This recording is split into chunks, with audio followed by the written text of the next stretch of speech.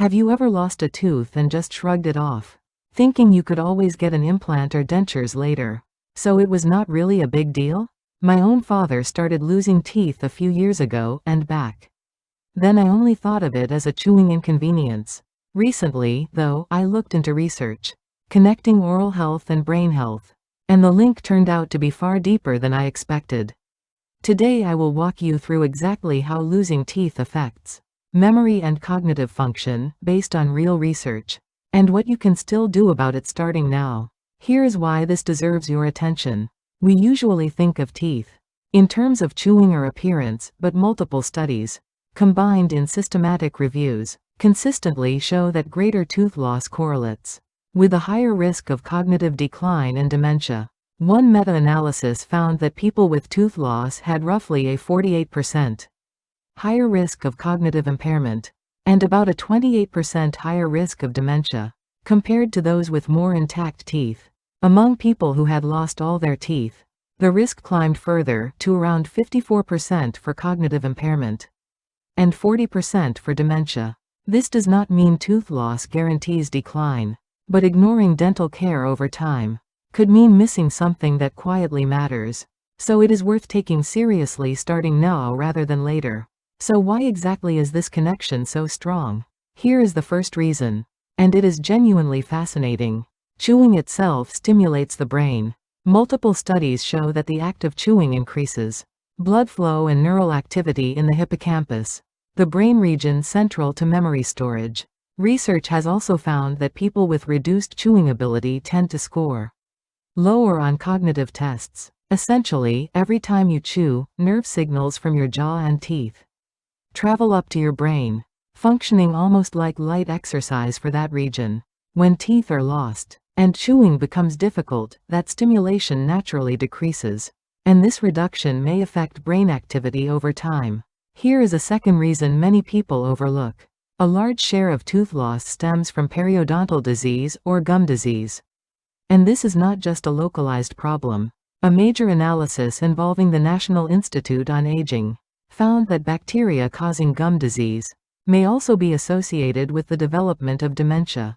Separate research found that periodontitis increased dementia risk by 95%, even among people who otherwise maintained healthy lifestyles. The proposed mechanism is that chronic gum inflammation can spread through the bloodstream, and inflammatory substances or bacteria may potentially reach the brain, contributing to neural damage. I want to be honest that this research area is still evolving, and the exact pathways are not fully mapped out yet. Here is something genuinely encouraging. Within these combined analyses, people who lost teeth but restored chewing function with dentures showed meaningfully lower dementia risk compared to those who lost teeth without any replacement. This tells us the core issue is not tooth loss itself, but whether chewing function gets restored afterward. That is real hope for anyone who has already lost several teeth. So what should you actually do? First, if you lose a tooth, do not leave the gap unaddressed. Restore chewing function with an implant, bridge, or denture, since restoring function keeps that brain stimulation active. Second, prioritize gum health above simply counting remaining teeth. Brush at least twice daily, and use floss or interdental brushes to prevent inflammation before it starts. Third, visit the dentist at least once or twice a year for cleaning and checkups, since gum disease often progresses silently without obvious pain. Fourth, do not switch entirely to soft foods out of caution. Include some foods requiring real chewing, like nuts or apples, to keep that function active. For a simple weekly plan, check your current tooth count and gum condition on day 1. Add flossing to your routine on day 2, schedule a dental visit on day 3, add a chewing-focused food from day 4. Consider consulting about dentures or implants if needed on day 5, practice chewing more slowly and thoroughly on day 6, and review your progress on day 7. One important safety note: this research shows correlation, not certainty, that tooth loss causes dementia. Cognitive decline involves many factors, including genetics, cardiovascular health, sleep and stress, and dental health is just one piece, not the whole picture.